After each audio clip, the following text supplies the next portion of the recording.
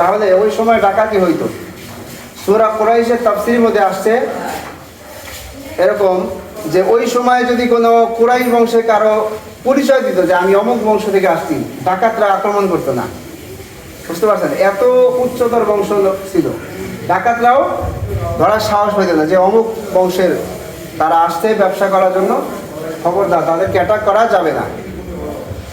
সেই কুরাইশ বংশে আমার নবীজি সাল্লাল্লাহু আলাইহি ওয়াসাল্লামকে প্রেরণ করেছে।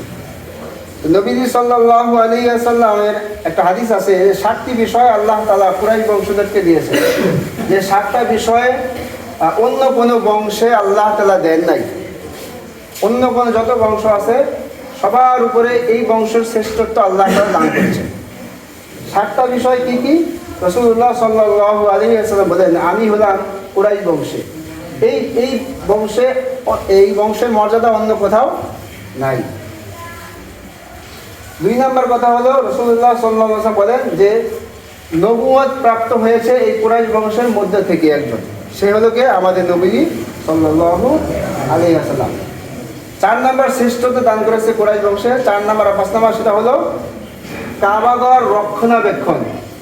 কাবা ঘর পৃথিবীর শ্রেষ্ঠতম ঘর, ইন্না আউওয়ালা বাইতি উদিয়া লিন-নাস, যেটাকে মানুষদের বিবাক্কাতা বলা হয়। বাক্কা প্রথম ঘর, পৃথিবীর প্রথম ঘর বাক্কা, পরে এটার নামকরণ হয়েছে মক্কা।